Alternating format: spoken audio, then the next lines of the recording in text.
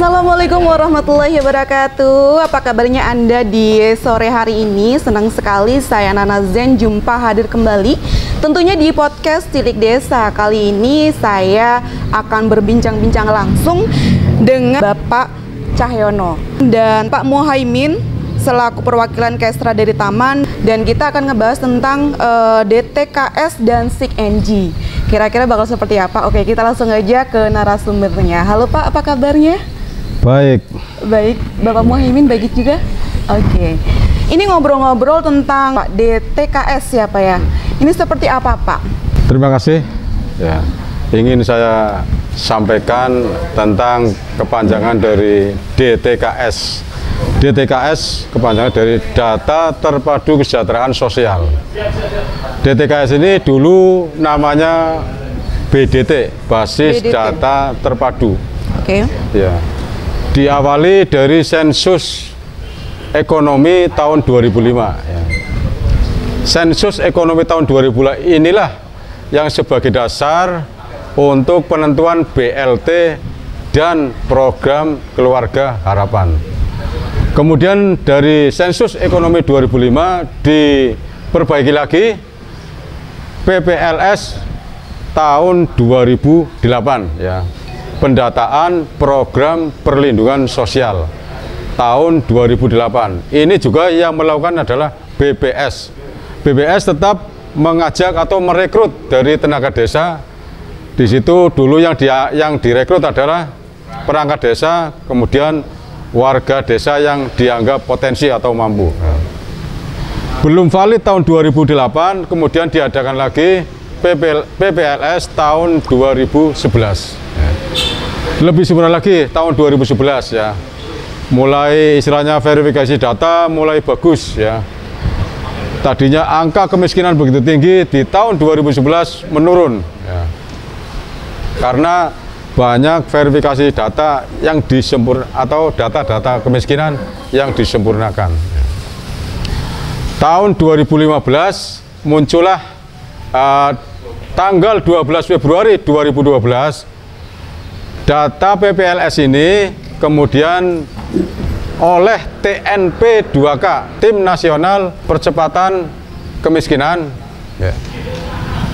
Tim inilah yang mengolah data dari sensus ekonomi, data dari PPLS 2008, PPLS 2011 ini diolah oleh TNP 2K menjadi basis data terpadu. Basis data terpadu inilah yang kemudian menjadi dasar untuk penentuan mana-mana istilahnya masyarakat yang berhak mendapatkan program PKH. Ini yang desail paling bawah ya, program PKH.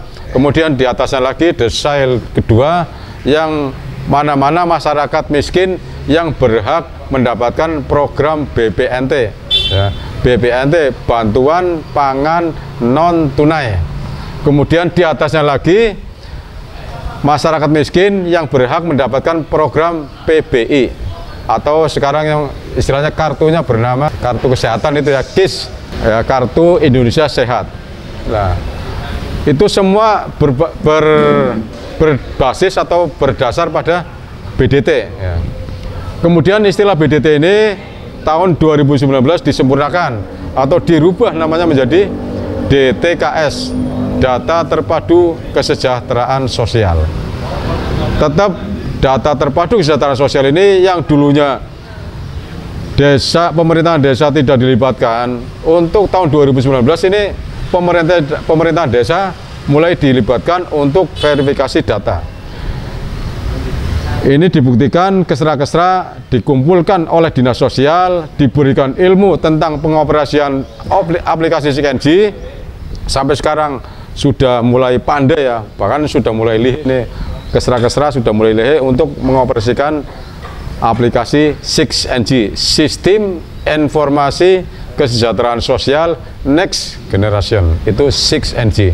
Itu aplikasi sosial, aplikasi yang istilahnya bisa melihat atau di situ tercantum di dalamnya ada data DTKS, kemudian ada data program KPM yang mendapatkan program PKH, kemudian ada nama-nama yang mendapatkan program bantuan sosial, ya, bantuan BPNT, atau yang sekarang lazimnya disebut dengan program sembako.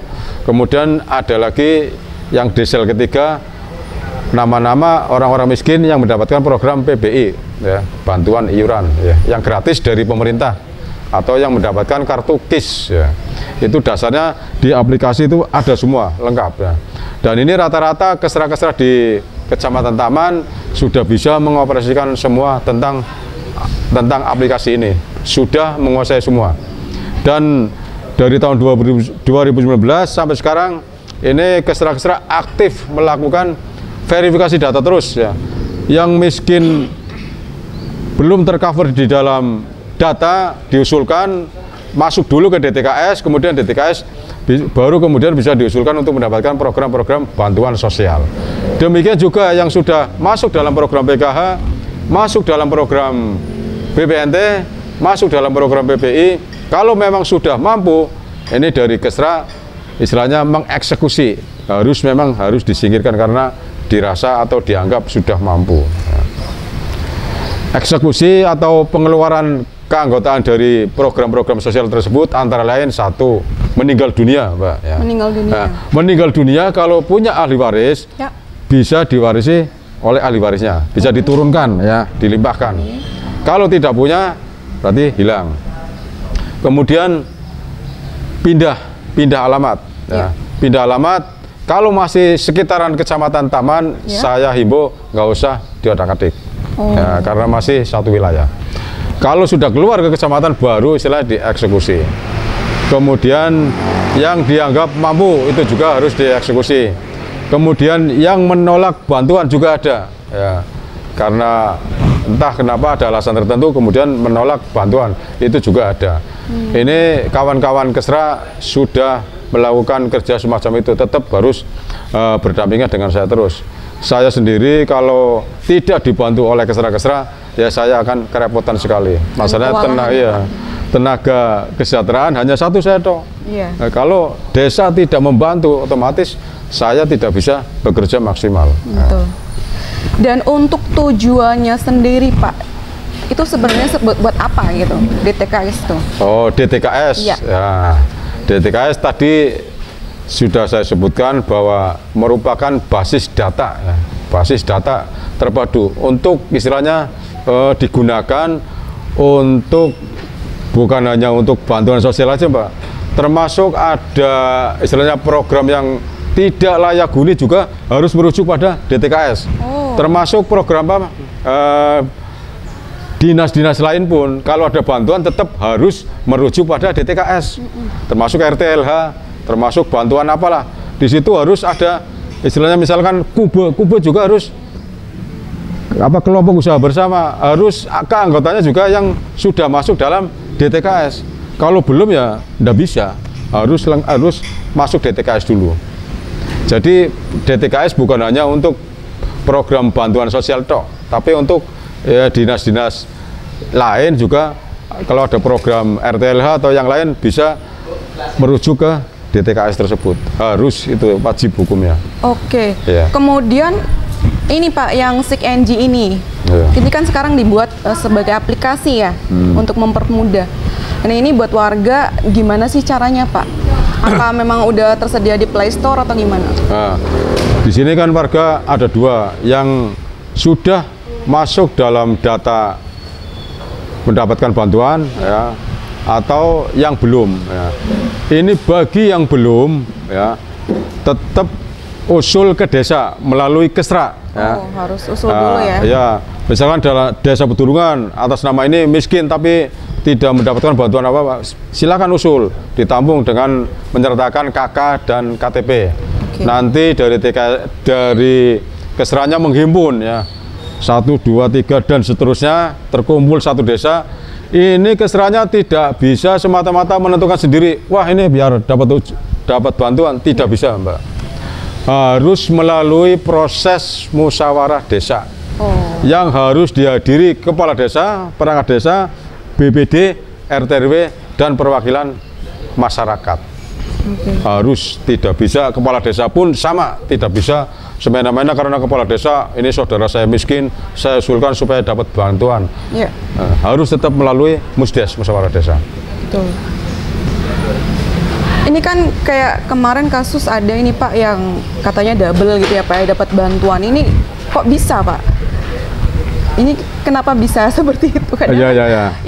Yang memang nggak dapet kan kayaknya kasihan gitu. Iya. Nah ini di tahun 2019 sampai sekarang ini data sudah semakin rapi. Bilih masih ada double-double, itu memang kebanyakan yang saya temui, baik saya menemui atau Kesra yang menemui, dalam satu keluarga ceritanya itu pengen misah kakak. Oh iya. Gitu. Makanya bapaknya orang kakak induk dapat bantuan, yang anaknya juga dapat bantuan. Iya. Biasanya ada yang suka berkor-kor saya nggak bisa dapat, tapi kan karena nggak ngerti mungkin seperti apa prosedurnya seperti apa gitu kan. Mungkin Anda bisa jelaskan. Ini benar-benar warga miskin apa bukan? Iya. Nanti bisa diverifikasi oleh Kesra. Monggo Pak Kesra ikut membantu menjelaskan kalau ada kasus semacam itu. Ya memang bukan sedikit tapi banyak. Banyak ya Pak ya. Dan yang menjadi biasanya tumpuan warga ya memang keserahnya tak. Akan tetapi kembali bahwa baik para penerima bantuan baik dari PKH, BPNT, BPI dan lain-lainnya itu semuanya harus bermuarakan kepada DTKS. Hanya kadang masyarakat tidak tahu apakah si A ini sudah masuk di dalam DTKS atau belum. Iya, betul. Kalau mereka sudah masuk, otomatis nanti bisa diusulkan dan suatu saat pasti turun dapat bantuan. Itu dipastikan kementerian kayak gitu. Akan tetapi karena ketidaktahuan warga masyarakat inilah yang hanya bisa main ke Iya, betul sekali. perangkat desanya, main Betul. ke Pak RT dan Pak Lurah dan lain sebagainya. Untuk itu hal yang semacam itu setelah warga masyarakat yang datang ke balai desa, ya mau tidak mau kami menjelaskan. Dan ya alhamdulillah setelah kami memberikan satu penjelasan, mereka menyadari. Karena walaupun SIM NG ini bisa dibuka oleh umum, akan tetapi untuk masuk ke ranah itunya tidak bisa. Susah untuk di-ACC ya. Karena harus ada passwordnya di sana. Iya, betul sekali. Password dan username. Ya, enggak. Walaupun mereka buka itu hanya bisa membuka toh. Iya, cuma bisa melihat aja ya. Tidak bisa mengusulkan dan Oke. semuanya harus melalui prosedur, melalui pemerintah desa. Kemudian dari pemerintah desa misalkan ada usulan dari warga masyarakat, kami tampung, kami catat untuk kami daftarkan ke DTKS, dan sebelum itu harus dimusdeskan karena tanpa musdes tidak bisa. Itu dasar masuk DTKS. Kalau sudah DTKS, insya Allah nanti akan keluar semuanya. Oke. Nah ini Pak, kan banyak sekali ya macam-macam bantuan seperti itu ya yang pemerintah keluarkan gitu. Kira-kira apa aja Pak? Ini mungkin warga pengen tahu seperti apa Banyak, aja Pak. sih? Banyak. Oke, bisa dijelaskan Pak? Seperti yang terakhir ini yang bantuan untuk warga miskin ekstrim. Ekstrim, apa itu?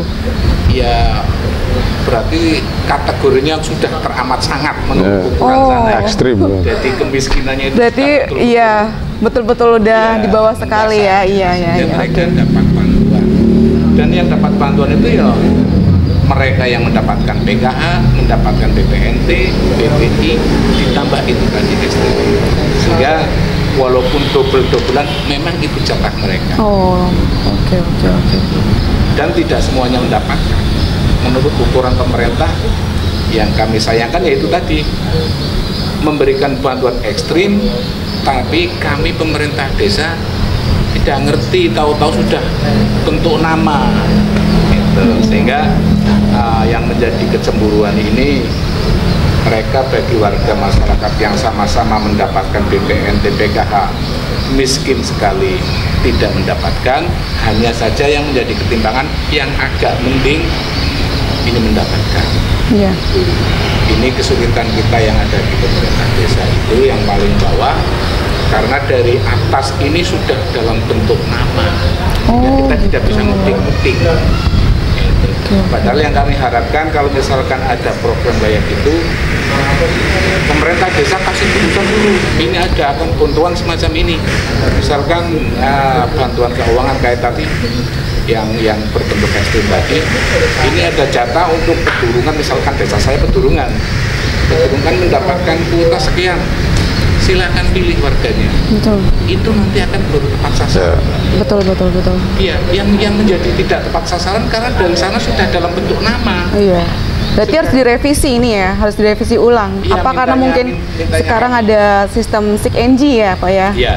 Ada perombakan besar mungkin Ya, ke depannya karena kan seperti itu. pada dasarnya kami yang ada di pemerintah desa dalam mengusulkan program-program ini kan bukan hanya orang yang miskin banget, Pak. Iya. Yang miskin banget, yang agak miskin juga kami Iya, usulkan. betul. Hanya saja kadang-kadang yang miskin banget tidak mendapatkan, justru yang agak miskin ini yang mendapatkan. Iya, Ini betul sekali, betul. bukan bagi kami yang ada Betul, di desa. betul. Betul. Nah, ini yang sebenarnya harus dapat bantuan, apa mungkin dari kalangan yang udah lansia atau mungkin dari anak-anak umur usia berapa gitu? Ya, itu tadi kembali. Siapapun atau keluarga apapun, terutama harus masuk di DTKS dulu. Sedangkan dalam pendataan DTKS ini kita harus memenuhi kriteria-kriteria yang sudah ditentukan oleh Kementerian Sosial. Antara lain ada 14 kriteria tentang kemiskinan, di sana tertulis semuanya. Oke. Paling tidak 8 kriteria harus dilampaui. Apa aja itu, Pak? Kami nggak hafal itu. Mungkin Bapak bisa bantu. Iya. Ya, kami nggak hafal. Ya, jadi masalah kemiskinan lah, dari bentuk rumah, Lebih yang kurang mampunya itu ya. bentuk rumah, dari tanah yang ditepat seberapa luas, Iya. dari penghasilan juga otomatis. Itu dasarnya itu awal-awalnya. Nah, kalau mereka sudah kami usulkan masuk di DTKS, baru mereka punya harapan untuk menerima bantuan. Nah, bantuan inilah yang kami harapkan dari pemerintah pusat ini memberitahu ke desa dulu. Oke. Ini ada program di desa sekian. Kuota sekian. Silahkan kuota ini dipakai untuk siapa? Iya. Itu nanti tepat sasaran. Iya, betul sekali. Betul. Kalau dari yang tadi sudah dalam bentuk nama, betul itu mereka Susah ya, Pak ya. Tetapi yang di bawahnya ini ada yang tidak Iya, mendapatkan. betul sekali. Itu yang Setuju menjadi saya. ketimbangan. Iya, betul. Itu semuanya harus berbasis kepada DTKS. Oke. Kalau kita tidak masuk DTKS dulu, meskipun itu rumah reot mau ambruk, tidak bisa kami usulkan. Betul sekali. Sehingga semuanya muaranya tetap pada DTKS. Oke. Itu hanya saja itu tadi yang kami sampaikan juga kepada narasumber yang tadi, untuk kita bisa mengetahui seberapa banyak usulan yang sudah kami sampaikan, keluarnya ada berapa. Betul. Ini yang kami tidak tahu. Sehingga untuk menentukan bantuan-bantuan yang sekarang direncanakan lewat BLT, lewat dana desa, ini kita agak kebingungan juga karena harus muaranya ke sana, kembali kepada DTKS. Oke. Walaupun bagaimana itu program harus sampai kepada warga masyarakat. Betul. Ya. Betul. Dan ini kami sampaikan kepada teman-teman perangkat desa lain, ya dalam hal ini adalah kewilayahan, kepala dusun atau kepala lingkungan. Oke. Karena mereka lah yang lebih tahu tentang kewilayahan. Punya warga, kalau kami keserah tidak punya warga. Oke. Yang punya warga itu kepala dusun atau kepala lingkungan. Iya. Lah mereka inilah yang sosialisasikan. Kami memberitahukan kepada teman-teman lewat meeting atau lewat rapat. Kemudian teman-teman kadus ini menindaklanjuti untuk pelaksanaan itu. Juga sosialisasi, insya Allah warga masyarakat sudah paham semua. Oke. Ini untuk bantuan sendiri udah berapa lama ini kira-kira berjalannya? Mulai tahun berapa Pak? Dari program-program ini teh udah jadi berapa lama? Program bantuan pangan ya. Iya. Dari yang berarti program sembako. Kan banyak program tadi pangan, ada ya. yang program listrik ya Pak ya. Iya. Kemudian bedah rumah. Itu dari kapan itu? Saya awali dulu untuk program Raskin memang berawal dari tahun 2010 2011 ya. 2011 ya. Raskin itu namanya, beras untuk orang miskin, Raskin. Kemudian di tahun 2000 ini berjalan terus ya, sampai istilahnya gratis. Dulu ada tebusan 1.600 per kilo ya kalau nggak salah. Iya.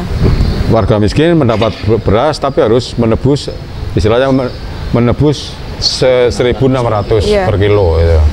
Kemudian di tahun 2015 kemudian berganti nama Rastra. Rastra, apa itu Pak Rastra? Beras sejahtera. Oh, beras sejahtera. Ini dari Rastra ini sudah mutlak, istilahnya pemerintah benar-benar memberikan gratis semua tanpa tebusan. Oh, oke. Datanya itu berapa sama. Kilo Pak? Ya, dulu sampai sebenarnya 15, iya. Sampai 15-20 kilo, oh lumayan. 15, 1 kpm dapat 15, tapi karena yang mendapatkan sedikit ya, kadang dari 15 tersebut di tingkat RT dipecah karena banyak warga miskin yang tidak mendapatkan, bagi barang lah. Ya. Oh, oke. Dan itu dilakukan dengan sadar, bukan pemaksaan oleh pemerintahan desa ataupun aparat RT, itu tidak, karena memang dengan sadar untuk membagi dengan yang lain yang lebih rendah ekonominya. Oke. Ya. Nah ini dari data Rastra ini ya, kemudian tahun 2019 di Pemalang ini sudah masuk program BPNT. Sebenarnya program BPNT, program bantuan pangan non tunai. Ini di kabupaten-kabupaten lain sudah ada, seperti Tegal 2018 sudah mulai, Pekalongan juga 2018 sudah mulai. Tapi di Kabupaten Pemalang itu bulan November 2018 itu baru masuk. Dan datanya sama persis seperti data Rastra. Makanya terus terang kami di sini adalah saya, TKSK dan Kesra dan pemerintah desa ini benar-benar repot memverifikasi data, sampai sekarang pun belum selesai. Betul. Iya. Berarti kerepotan dalam datanya ya Pak ya, yang masih ricu ya? Belum valid benar, belum istilahnya valid, ya. Yang kaya masih mendapatkan bantuan, sementara yang miskin banyak yang belum tercover. Betul sekali, saya setuju itu Pak. Nah ini untuk kedepannya kira-kira apa yang Bapak mau sampaikan? Tetap pendataan verifikasi data ini tetap harus berjalan dan harus rutin dilakukan ya.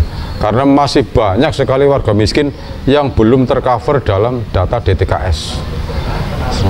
Jelas pemerintah sudah bagus, program pemerintah sudah bagus, sudah berusaha mengentaskan kemiskinan sesuai dengan pasal 34. Oke, yang terakhir Pak, mungkin ada apa lagi yang bisa disampaikan?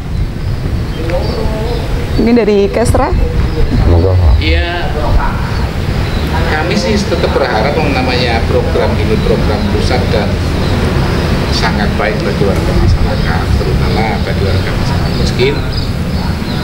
Ya diteruskan saja, hanya saja itu tadi kalau bisa jangan nama yang turun yang mendapatkan, tapi kuotanya saja dulu. Kuota saja untuk desa berapa? Betul. Sehingga ini untuk satu ketepatan. Betul. Agar kami yang ada di desa ini tidak lagi-lagi dipaidu. Betul. Karena kalau sudah bentuk nama itu kami yang dipaidu. Betul sekali. Karena yang agak kaya mendapatkan, yang miskin sekali tidak mendapatkan. Betul sekali. Jadi ya kami hanya bisa berharap kayak gitu. Kuotanya saja yang diturunkan ke desa. Misalkan desa si A, desa ini mendapatkan sekian, silahkan ajukan sesuai kuota. Betul. Itu. Oke, terima kasih Pak buat waktunya. Oke, itu dia obrolan kami tentang DTKS dan SIG-NG ya. Mudah-mudahan kedepannya dengan aplikasi SIG-NG datanya bisa lebih akurat lagi ya Pak ya. Dan pastinya buat warga yang kayak tadi yang ekstrim, yang lebih ekstrim itu yang lebih diutamakan lagi. Oke, kalau gitu mudah-mudahan informasi yang saya berikan bermanfaat untuk Anda. Jangan lupa selalu tonton podcast dari Tilik Desa. Oke, saya Nana Zen pamit dan saya Cahyono, TKSK Kecamatan Taman, dan kami Muhaimin, Kesra Desa Peturungan, mengucapkan terima kasih. Kalau begitu kita semua pamit. Wassalamualaikum warahmatullahi wabarakatuh. Waalaikumsalam warahmatullahi wabarakatuh.